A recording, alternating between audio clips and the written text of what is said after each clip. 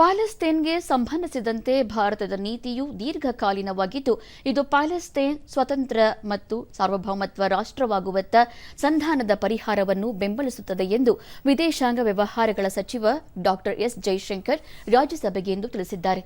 ಕಳೆದ ವರ್ಷ ಅಕ್ಟೋಬರ್ನಲ್ಲಿ ಇಸ್ರೇಲ್ನ ಮೇಲೆ ನಡೆದ ಭಯೋತ್ಪಾದಕ ದಾಳಿ ಹಾಗೂ ಸದ್ಯ ಇಸ್ರೇಲ್ ಹಮಾಸ್ ಸಂಘರ್ಷದಲ್ಲಿ ನಾಗರಿಕರು ಬಲಿಯಾಗಿರುವುದನ್ನು ಭಾರತ ಬಲವಾಗಿ ಖಂಡಿಸಿದೆ.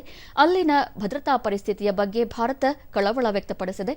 ಕದನ ವಿರಾಮ, ಎಲ್ಲಾ ಒತ್ತೆಯಾಳುಗಳ ಬಿಡುಗಡೆ ಹಾಗೂ ಮಾತುಕತೆ ಮತ್ತು ರಾಜತಾಂತ್ರಿಕತೆಯ ಮೂಲಕ ಸಂಘರ್ಷವನ್ನು ಶಾಂತಿಯುತವಾಗಿ ಪರಿಹರಿಸಲು ಭಾರತ ಕರೆ ನೀಡಿದೆ.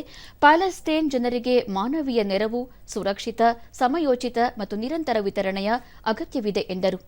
ಇಸ್ರೇಲ್ ಮತ್ತು ಪ್ಯಾಲೆಸ್ತೇನ್ ವಿಷಯದ ಬಗ್ಗೆ ವಿಶ್ವಸಂಸ್ಥೆಯ ನಿರ್ಣಯಗಳ ಮೇಲೆ ಭಾರತದ ಮತದಾನ ಮತ್ತು ಹೇಳಿಕೆ ನೀತಿಗೆ ಅನುಗುಣವಾಗಿದೆ.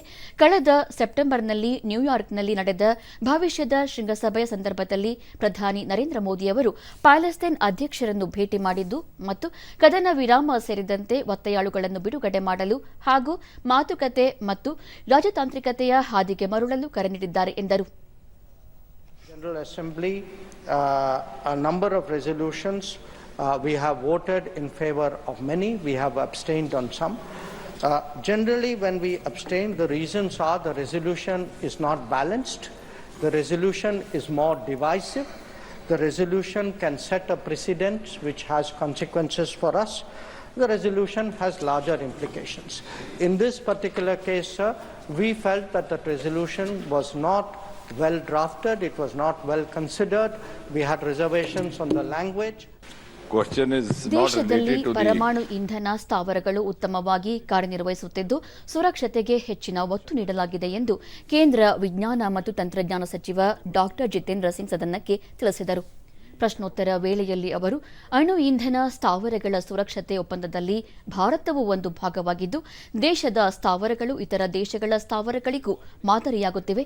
ಅಣು ಇಂಧನ ಇಲಾಖೆಯ ಕಾರ್ಯಗಳನ್ನು ಇತರ ದೇಶಗಳು ಶ್ಲಾಘಿಸುತ್ತಿವೆ. ಕರ್ನಾಟಕದ ಕೈಗಾ ಅಣು ಸ್ಥಾವರ 962 ದಿನ ನಿರಂತರವಾಗಿ ಕಾರ್ಯನಿರ್ವಹಿಸುವುದರ ಮೂಲಕ ದಾಖಲೆ ನಿರ್ಮಿಸಿದೆ ಎಂದರು. ತಾರಾಪುರ್ ಅಣು ವಿದ್ಯುತ್ ಸ್ಥಾವರ 50 ವರ್ಷಗಳನ್ನು ಪೂರೈಸಿದೆ. ಸಂಪೂರ್ಣ ದೇಶೀಯ ನಿರ್ಮಿತ ಗುಜರಾತ್ನ ಅಣು ವಿದ್ಯುತ್ ಸ್ಥಾವರದ 4 ಘಟಕಗಳು ಕಾರ್ಯನಿರ್ವಹಿಸುತ್ತಿದ್ದು, ಬಾಕಿ ಉಳಿದಿದ್ದ ಕೂಡಂಕುಳುಂ ವಿದ್ಯುತ್ ಸ್ಥಾವರ ಸಹ ಕಾರ್ಯನಿರ್ವಹಿಸುತ್ತಿದೆ.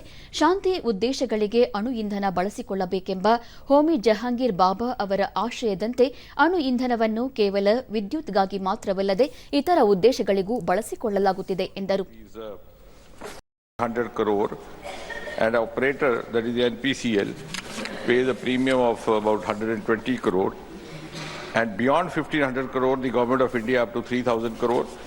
And beyond that, since the conventional supplementary compensation, India is part of that too, it is taken care of as far as the nuclear damage is concerned. So all the apprehensions.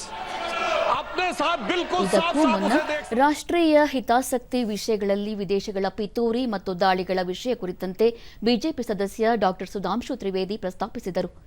ಇತ್ತೀಚಿನ ವರದಿಯೊಂದರಂತೆ ದೇಶದಲ್ಲಿ ಸಂಘಟಿತ ಅಪರಾಧ ಮತ್ತು ಭ್ರಷ್ಟಾಚಾರಕ್ಕೆ ವಿದೇಶಿ ಸರ್ಕಾರಗಳ ನೆರವು ಸಹ ದೊರೆಯುತ್ತಿದೆ. ಸಂಸತ್ ಅಧಿವೇಶನಗಳು ಆರಂಭವಾದಾಗಲೆಲ್ಲ ಅಂತಾರಾಷ್ಟ್ರೀಯ ವರದಿಗಳು ರೂಪುಗೊಳ್ಳುತ್ತವೆ ಎಂದರು. ये मत सोचें कि विदेश से किसी चीज का आज प्रभाव पड़ने वाला है. भारत अपने स्वाभिमान के साथ आगे बढ़ रहा है. मैं उन लोगों के लिए कहना चाहूंगा.